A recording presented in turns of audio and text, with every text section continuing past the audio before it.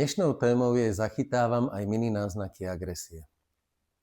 Takže Veronika, čo to tá agresia je? Čo môže spôsobovať?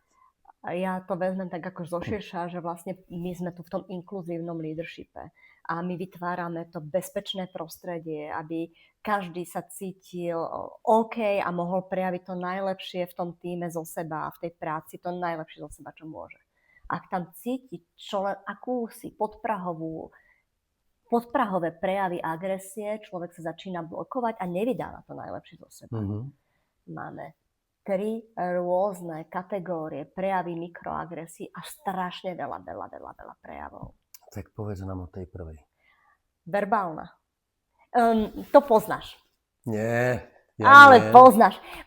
Lebo to je napríklad sarkazmus, irónia, alebo nemiestný vtip. Typu, že fíha, ty si sa ale obliekla. Alebo že fíha, na ženu si dosť bystrá. Že vyzerá to, že to je v dobrom, ale není to v dobrom. Alebo že, a kto by to do teba povedal? To je, cítiš takéto pochybovanie za tým? Aha, tak to sú takéto. Ale ľudia to majú radi a používajú to úplne bežne. A to je prvá, to je tá verbálna. Druhá jaká? No to je veľmi vtipné, lebo to je prostredie. Že aj prostredie, v ktorom sa vyskytuješ, ti vytvára taký pocit u teba, že to prostredie ťa nemá rado a že to prostredie je agresívne voči tebe. Dám príklad.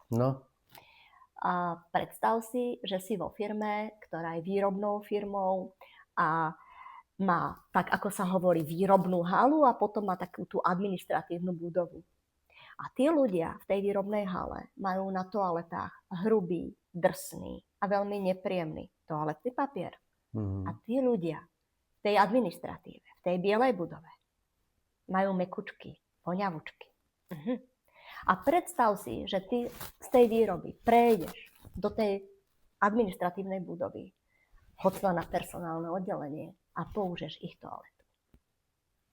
Čo si začneš myslieť? Akú hodnotu máš pre túto firmu? Že to ani nevieš, ale deje sa to.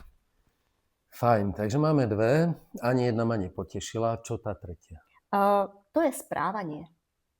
A tá je veľmi frekventná a tiež ani nevieme, ako ju robíme. Častokrát proste ignoruješ prejavy toho človeka, ktorý je nejaký iný. Ale bacha, on nemusí byť iný, že je hlúpy alebo niečo, ale on je jednoducho z iného tímu. Čiže ty už nemusíš hovoriť.